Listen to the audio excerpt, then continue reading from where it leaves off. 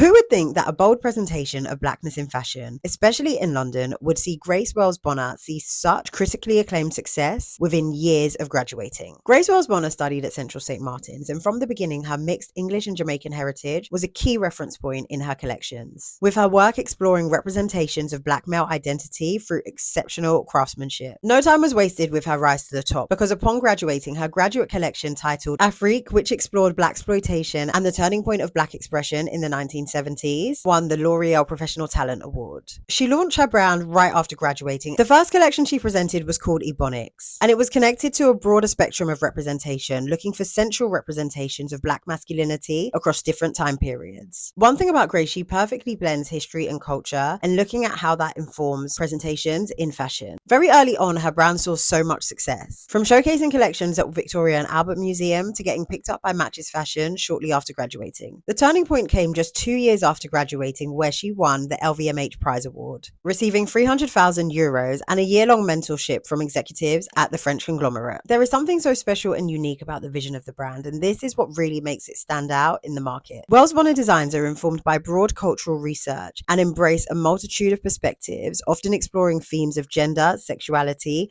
race, of course, and politics. It showcases a unique blend of cultural luxury, infusing both her European heritage and Afro-Atlantic spirit. As a standalone, the brand is amazing, but as a collaborator, oh my goodness, Wells Bonner collaborations. She was invited by Maria Grazia Chiuri to collaborate at Dior, working on their 2020 resort collection. And from 2020 and beyond, she's been in a multi-year partnership with Adidas. One can really credit the Wells Bonner and Adidas collaboration for the reason why there has been a significant resurgence and demand for Adidas sneakers today. Through the collaborative collection, she has reinterpreted iconic Adidas pieces through her considered lens, with a key source of inspiration being British Jamaican communities in the 1970s and 80s. And she's perfectly presented newness in the nostalgia. The Wells Bonner brand started off with menswear, but of course now there is a women's wear offering. She presented her first standalone women's wear collection for Fall Winter 25 and presented this as a lookbook. The collection explores the boundaries of femininity, and her intention was to capture the complexities of feminine beauty while designing for women in a non-binary way. Grace is considered one of the most important fashion designers of today, and with collections built upon a thesis of the global visual and intellectual experience of black culture, it is no surprise that her pieces will be featured in this year's Met Costume Institute exhibition, Superfine Tailoring Black Style. When I think of Grace Wells Bonner, especially the way in which she communicates and presents fashion, I just don't see her as a fashion designer.